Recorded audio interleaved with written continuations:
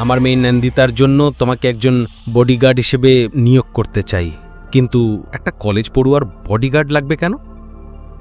কলেজে গেলে সব বুঝতে পারবে, কিন্তু আমার একটা শর্ত আছে। আমার মেয়ে নন্দিতা যেন কিছুই না জানে। তোমাকে আন্ডারকভার হিসেবে কাজ করতে হবে। বিজেন্দ্রজি, আমি আমার নিয়মে আমার মতো কাজ করি। যদি আপনি শর্ত দিতে চান তাহলে অন্য কাউকে আর নিয়োগ করুন, আপনি যেতে পারেন। এটা শর্ত নয়, আমার অনুরোধ। আর তুমি যত বেতন চাও আমি দিতে রাজি। ঠিক আছে, কিন্তু আমারও একটা শর্ত আছে। রাশিদ, আমার কাজে কেউ কোনো হস্তক্ষেপ করবে না, আর আমি প্রতি মাসে 10 লাখ নেব। স্যার, ও পাগল হয়ে গেছে, চলুন এখান থেকে। রশিদ রেগে গিয়েছিল, কিন্তু বিজেন্দার তাকে থামিয়ে দিল। ঠিক আছে, আগামীকাল সকাল 9টায় অফিসে এসে আমার সেক্রেটারি রাধিকার সঙ্গে দেখা করো। কাগজপত্র প্রস্তুত থাকবে। ওকে। অভিনন্দন, ইটস এ ডিল। দিবেন সঙ্গে সঙ্গে নিজের রিসার্চ শুরু করল। ছাদে কিছু ছেলে একটা মেয়েকে ঘিরে ধরেছিল। আমি লাভ দিয়ে আত্মহত্যা করব, প্লিজ লিভ মি। ওরে, মরার কি দরকার?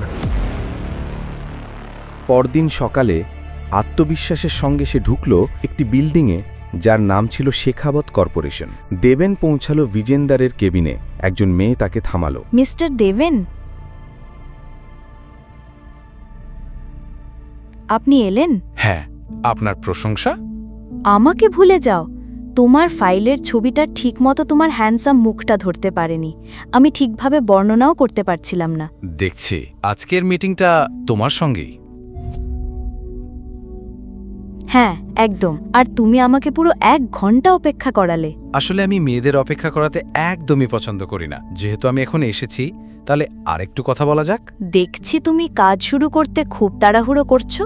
এত বড় কোম্পানিতে এভাবে এক মেয়ে খোলামেলা ফ্লার্ট করছে, এতে দেব কিছুটা হলেও অবাক হলো। অবশ্যই, আমি চাই না এমন এক সুন্দরী মেয়ের সময় নষ্ট হোক। এটা শুনে রাধিকা একটু মুগ্ধ হয়ে গেল এবং নিজের ডেস্কের দিকে গেল। এই কথা বলতে বলতে আমি তোমার ফাইল পড়ছিলাম। ওকে ওকে। তুমি অনেক বড় বড় এবং অসম্ভব মিশন সফলভাবে সম্পন্ন করেছো। খুব ইমপ্রেসিভ।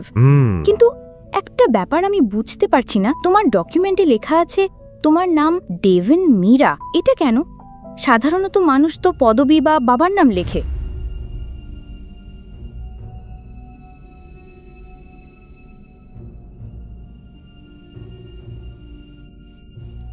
আসলে দেবেন সম্পর্কে সবকিছুই স্পেশাল, আর আমি মনে করি তুমি আমাকে একটু বেশি পছন্দ করতে শুরু করেছো।